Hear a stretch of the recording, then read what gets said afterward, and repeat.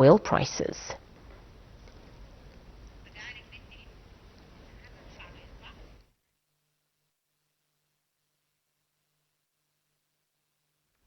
For more on this, we're now delighted to be joined over the telephone by our guest for the afternoon, Engineer Hassan Shabaan, our political analyst. It's a very good afternoon to you, sir. Good afternoon to you. Thank you very much, sir, for your time this afternoon.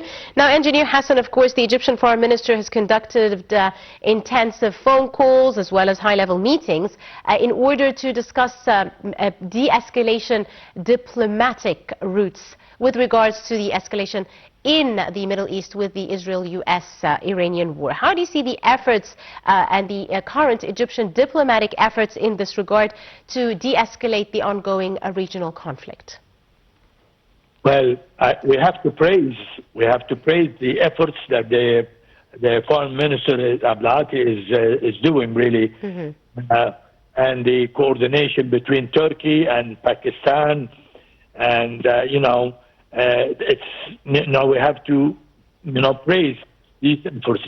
But unfortunately, so far, it looks like the U.S. and Iran, both of them, still have certain targets to accomplish, and I don't think that we will see a quick or a fast stop for this war, actually.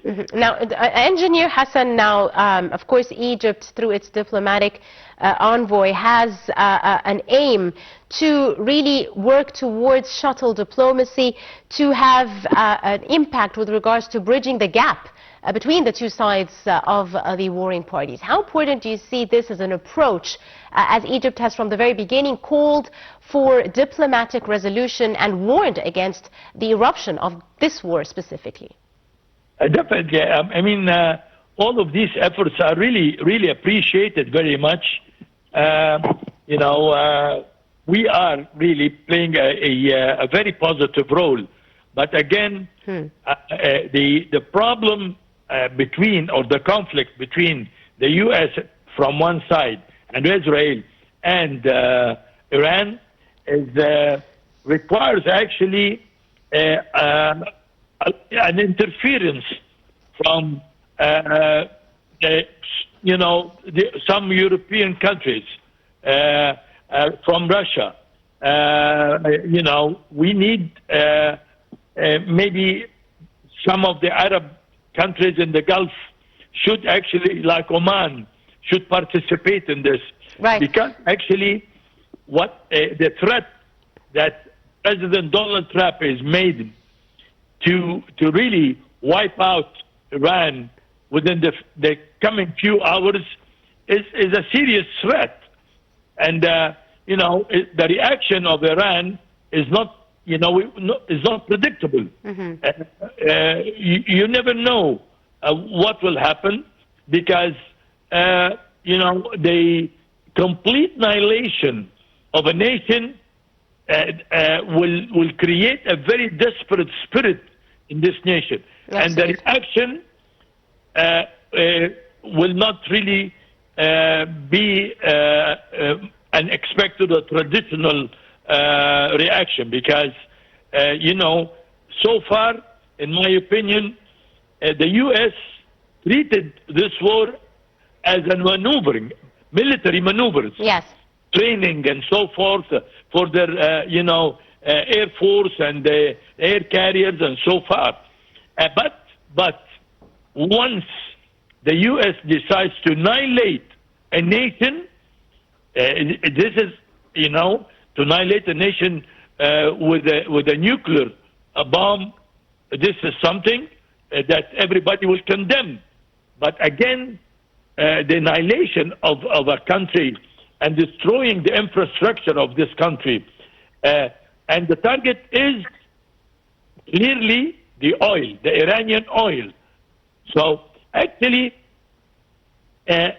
what surprises me is, though Egypt is playing with Pakistan and Turkey a positive role, but the rest of the world is not really exerting any effort stop this war, actually. Even though the repercussions of the war has touched them as well, with regards to free navigation, a disruption of supply chains, the food security, the overall disruption in global markets, oil prices, world trade as well. So they've also been affected directly.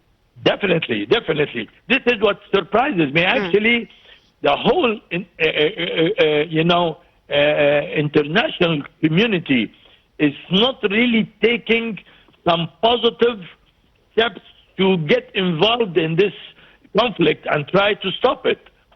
And, mixing business, economy, and politics together is creating really a very dangerous cocktail. I mean,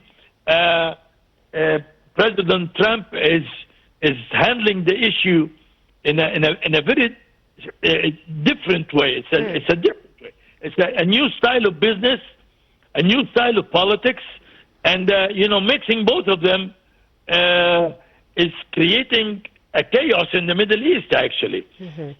And I'm not very optimistic with the results. Within the next 48 hours, we will see something maybe catastrophic. Maybe suddenly President Trump will postpone, or extend the deadline. Yes, yes. Right. I'm going to leave it at that because of our time. I'd like to thank you very much, Engineer Hassan Shabaan, our political analyst and our guest for the afternoon. Many thanks, sir, for your time and your insight, and for joining us this afternoon on Cairo local time. And moving on with more news, Egypt and Morocco have signed a package of agreements as well as memoranda of understanding facilitating trade flows and expanding the industrial and sectoral cooperation during the first session of the Egyptian-Moroccan Joint Coordination and Follow-up Committee held in Cairo. Let's take a look. Egypt and Morocco signed a package of agreements and memoranda of understanding aimed at enhancing investment, facilitating trade flows and expanding industrial and sectoral cooperation during the first session of the Egyptian-Moroccan Joint Coordination and Follow-up Committee in Cairo. The package includes an agreement